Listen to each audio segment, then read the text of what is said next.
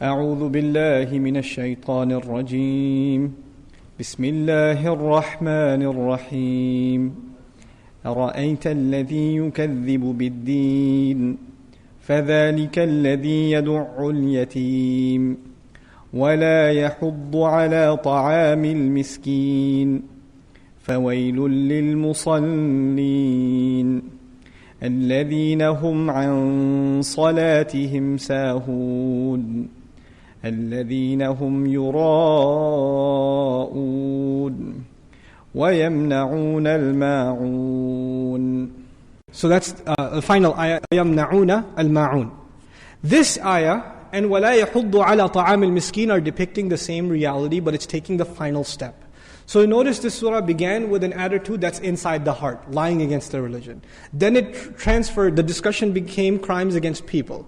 Then the discussion became crime against Allah. Then the discussion came back to what again? Crimes against people. The two things are intertwined with each other. You cannot separate them. They have become inseparable entities as far as Allah Azza wa Jalla is concerned. And people try to separate these two things. You know that? People say, I'm a charitable person, I'm a good person, I just don't pray. Right? And then there are people who pray very, very regularly, but they're horrible to their family and to the needs of the needy, and they're greedy in their wealth and cheat in their businesses, etc., etc. People try to separate these two things. What does Allah do in this surah? He makes the two things inseparable. You can't separate these two things. If you're good to people, you have to be good to Allah Azza wa Jal. If you're good to Allah Azza wa Jal, you have to be good to people. He fused the two. And this is the logic of the Qur'an. It doesn't let you fall into these extremes and traps and boxes that you create for yourselves. It keeps you balanced. Every surah produces its own set of balance, that keeps us from falling into these moral dilemmas and these problems that we have. We're almost done, inshallah ta'ala. Bear with me. Al-Ma'un. One of the description of Al-Ma'un, by the way, وَيَمْنَعُونَ الْمَعُونَ, and they forbid Al-Ma'un. Ma'un has been interpreted by many scholars, even some Sahaba, as zakat. Also, very interesting definition from a literary point of view.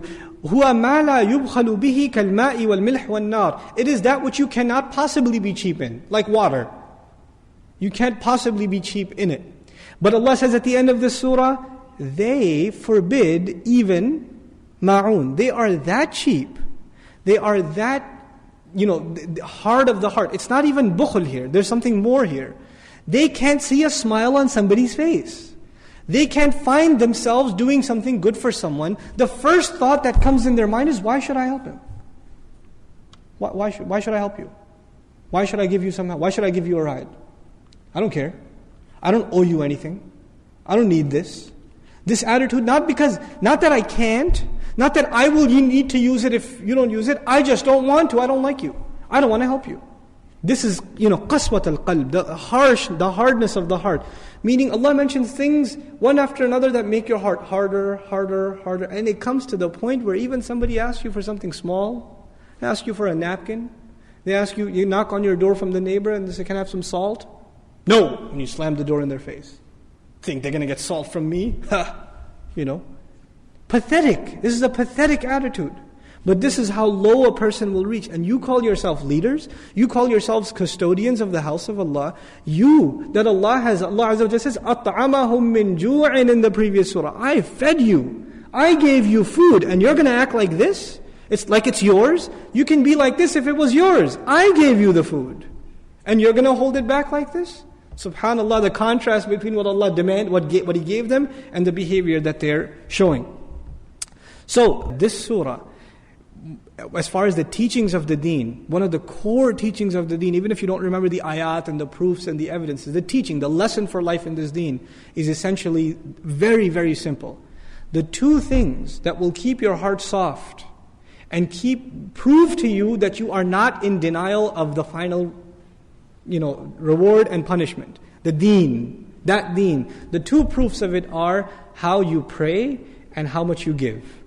Giving, your dealings with people, and your prayer to Allah Azza wa Jalla. These are an indication of how strong your belief in the akhirah is and what you should be expecting from it. And if our prayers are weak, that's a life project now. That becomes a mission. And if our dealings with the orphans, and we don't even talk about the needs of the other, if we're not concerned about these things, then these things become a concern first and foremost in your own family. You know for a fact there are people in your family that need help. And there are some people you don't like.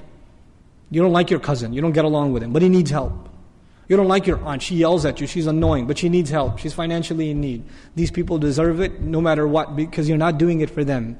You're doing it because it proves to you for yourself, and inshallah ta'ala it's a case with Allah that you believe in being paid back in the end. May Allah Azza wa Jal make us of those who believe truly in our hearts. May Allah Azza wa Jal correct our prayers and keep them from these despicable acts. May Allah Azza wa Jal make us the best to each other and to all of humanity, and make us living models of the beauty of this deen. Barakallahu li wa lakum fil Qur'an al-Hakim wa nafa'ni wa iyyakum bil ayati wa dhikr al-Hakim. Wassalamu alaikum wa rahmatullahi wa barakatuh.